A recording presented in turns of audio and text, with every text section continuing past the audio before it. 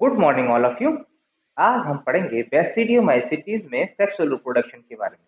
पहले वाले वीडियो में मैंने बताया कि बैसिडियोमाइसीटीज में जो इसके स्ट्रक्चर है माइसीलियम की कवक तंतु की वो किस प्रकार से होती है, इसमें डोलिफोसेप्टम पाए जाते हैं और क्लैम्प कनेक्शन के द्वारा पूरा पूरा माइसीलियम जो है वो डाइकैरियोटिक हो जाता है।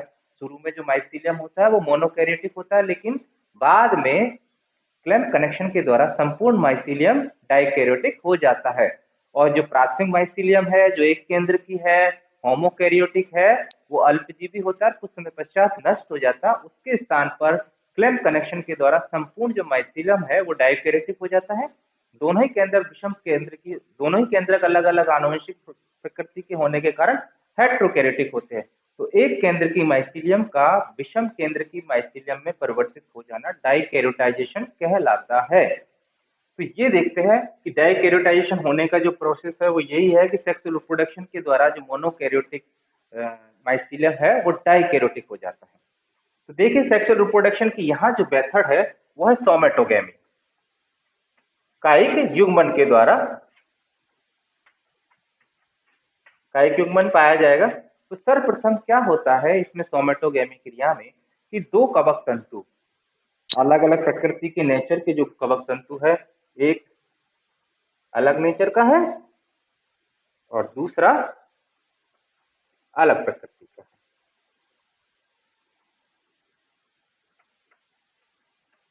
एक को प्लस कह सकते हैं कवक तंतु, एक माइनस। यहाँ पर दोनों ही कवक तंतु जो आते हैं आपस में पास पास आ जाते हैं और सोमेटोगेमी की क्रिया होती है। दोनों कवक तंतु आपस में मिल जाते हैं, इनकी उभयनिष्ठ वृत्ति जो है वो गल जाती है। उभयनिष्ठ वृत्ति क्या होगी, गल जाएगी। यहाँ पर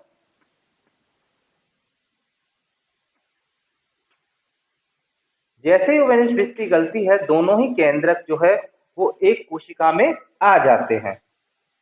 तो ये देखिए दोनों ही केंद्रक है, ये एक ही कोशिका में आ जाएंगे दोनों के दोनों।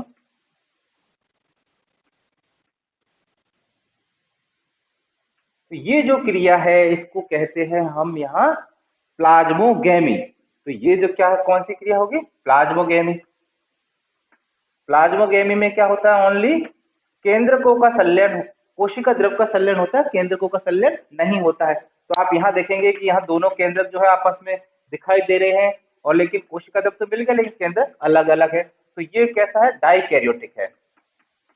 डाइकैरियोन कह देंगे, डाइकैरियोटिक फेज अवस्था जिसमें दोनों ही केंद्रक एक कोशिका में है तो डाइकैरियोटिक है। डाई मतलब दो, कैरियोटिक मतलब केंद्रक, एक ही कोशिका में दो केंद्रक होंगे, जो कि किसके द्वारा है, प्लाज्मोगेमी है।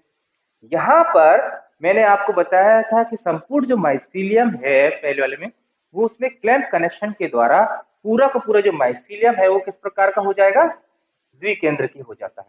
तो ये देखिए यहाँ पर क्लैम्प कनेक्शन बन जाते हैं, हुक लाइक संरचनाएं बन जाती है और ये पूरा का पूरा जो माइसीलियम है वो कैसा हो जाएगा, द्विकेंद्र की उसमें माइसीलियम में परिवर्तित हो जाता है।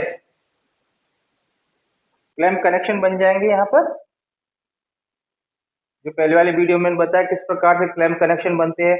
दोनों में विभाजन होता है और एक केंद्रक ये एक दोनों दूसरे अलग अलग कोशिका में चले जाते हैं और डाइकैरियोटिक बन जाता है। तो कुछ समय पश्चात जो पूरा माइसीलियम है वो कैसा हो जाएगा, डाइकैरियोटिक हो जाएगा।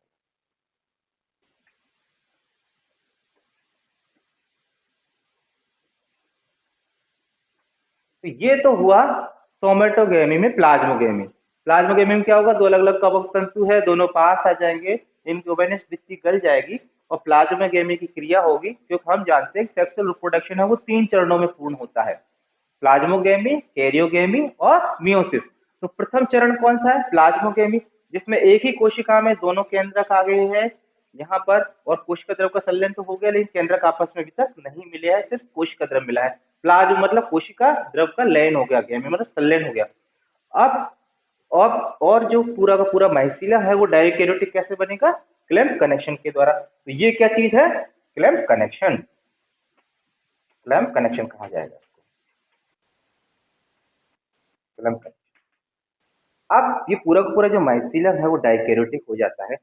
इसके पश्चात यहाँ पर जो शीर्षस्थ कोशिका है हम कह रहे हैं कि ये शीर्षस्थ कोशिका है, इस प्रकार से दिखाई दे रहे हैं।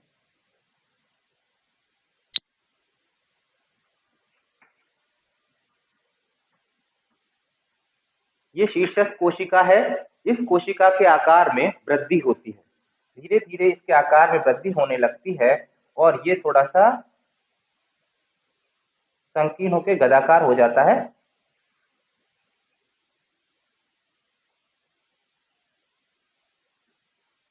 और दोनों केंद्रक जो है इसके इसमें रहेंगे।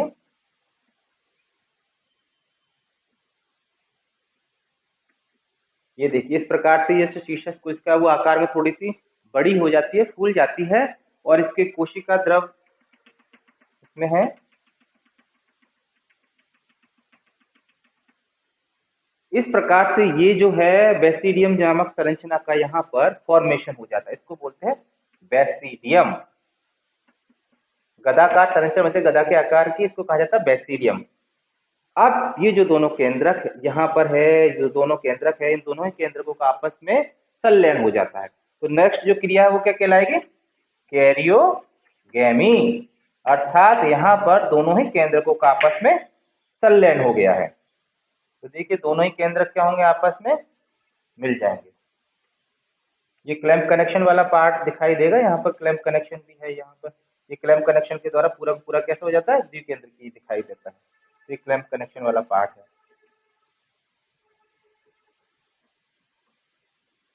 अब ये जो पूरा का पूरा कैसा हो गया, यहाँ पर द्विगुणित डिप्लॉयड केंद्रक बन गया है, द्विगुणित केंद्रक बन गया है।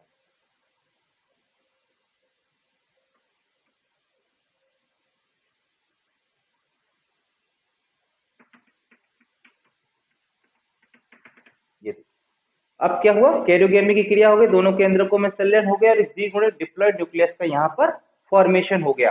जैसे ही डिप्लॉयड न्यूक्लियस बनता है, इससे चार, यहाँ से बेसिडियम जो है उससे चार अंगुली के समान उभार उत्पन्न होते हैं। तो इनको कहा जाता है स्टिग्मेटा। यहाँ पर आप देखेंगे इससे क्या होगा, उंगली के समान उभार उत्पन्न हो जाते हैं।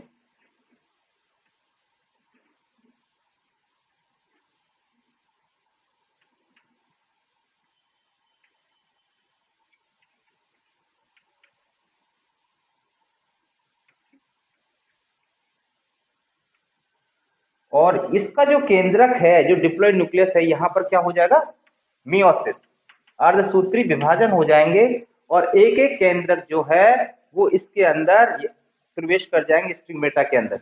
जो केंद्रक है वो किसके अंदर प्रवेश कर जाएंगे, एक एक अर्धसूत्री यहाँ पर प्रवेश कर जाएंगे एक के अंदर।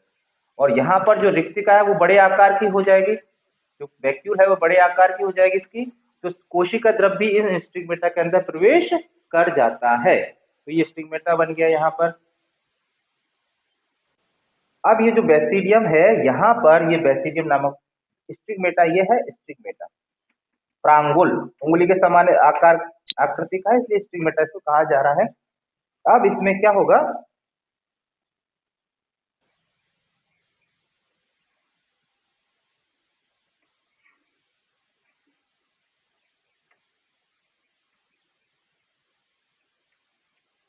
यहाँ पर ये जो केंद्रक है, इन केंद्रक में समसूत्री विभाजन होंगे और एक एक जो केंद्रक है ऊपर उभार के रूप में यहाँ पर बेसिडियोस्पोर का फॉर्मेशन हो जाएगा।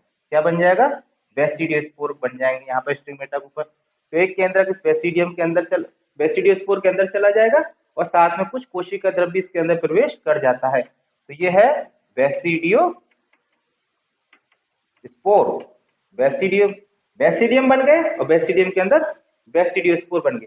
यहाँ इसकी संरचना देखी जाए तो ये जो बेसिडियम है, ये स्टिग्मेटा पर, ये स्टिग्मेटा है, यहाँ पर बेसिडियम लगा हुआ है, ये बेसिडियोस्पोर लगा हुआ है। तो ये जो संरचना है जिसको स्टिग्मेटा के, इसको कहा जाएगा, इसका स्ट्रक्चर है, इस जैसे पार्ट का ये फुल व्यू है, देखते हैं इसको। तो यहाँ पर ये जो है इसको कहा जाएगा हाइलम, और यहाँ पर जो लगा होता है इसको बोलते हैं हाइलर अपेंडिक्स। जिस पर ये बेसिडियोस्पोर लगा है इसको बोलेंगे हाइलर अपेंडिक्स, हाइलर अपेंडिक्स। और ये बन गया बेसिडियोस्पोर। बेसिडियोस्पोर, और ये है हाइलम। हाइलम नहीं, ये है स्टिग्मेटा।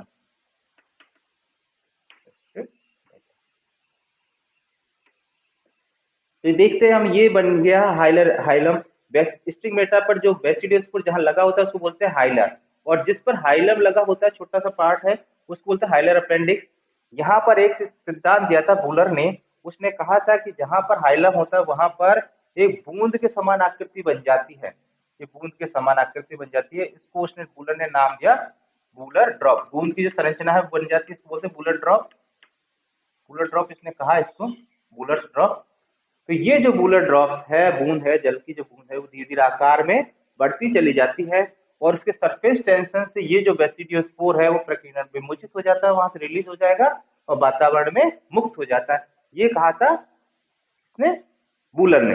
इस प्रकार से ये जो बेसिडियोस्पोर बने हैं ये वातावरण में मुक्त हो जाएंगे। तो कितने बेसिडियोस्पोर बन जाएंगे? 4 बेसिडियोस्पोर बन गए। ये बेसिडियोस्पोर का जर्मिनेशन होगा, जर्मिनेशन, और फिर बन जाएगा ये माइसीलियम, इस प्रकार। तो ये पूरा का पूरा प्रोसेस है इसके बनने का। तो हमने कुछ समय पश्चात यहाँ पर हम देखते हैं कि जो कवक तंतु है, दूसरे जो कवक तंतु है, कवक तंतु इसको चारों ओर से कवर कर लेते हैं और निर्माण कर देते हैं इसका, बेसिडियोकार्प का सुरक्षा प्रदान करते हैं बेसिडियोकार्प। तो बेसिडियोकार्प भी बन गया यहाँ पर। और कुछ स्ट्राइल कवक तंतु यहाँ पर पाए जाते हैं, साथ साथ में इनके स्ट्राइल कवक तंतु पाए जाते हैं, जिनको बेसिडियोल्स या सिस्टिडिया कहा जाता है। बेसिडियोल्स स्ट्राइल कवक तंतु है। स्ट्राइल कवक तंतु क्या नाम देंगे? बेसिडियोल्स। और दो प्रकार के स्ट्राइल कवक तंतु होते हैं जिनको बेसिडियोल और सिस्टिडिया नाम दिया गया है। और जो फर्टाइल है वो किसमें कन्वर्ट हो जाएंगे? बेसिडियम के अंदर।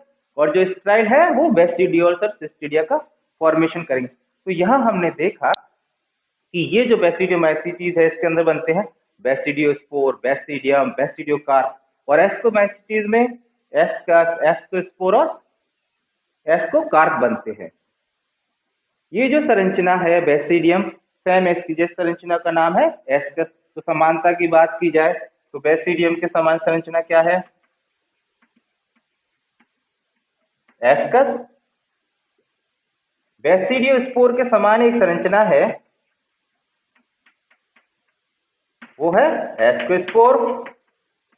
यहां पर एक खासियत यह है कि जो एस्कोस्पोर है उसकी उत्पत्ति एंडोजीनसली है, क्योंकि ये जो एस्कस, ये जो संरचना है एस्कस, इसके अंदर क्या बनते हैं? एस्कोस्पोर। उत्पत्ति कैसी हो गई? एंडोजीनसली। जबकि बेसिडियोस्पोर डायरेक्टली कैसे लगे? एक्सोजीनसली, डायरेक्टली शीट्स पर लगे हुए हैं। तो ये इसकी उत्पत्ति कैसी हो गई? एक्सोजीनसली, और ये एंडोजीनसली।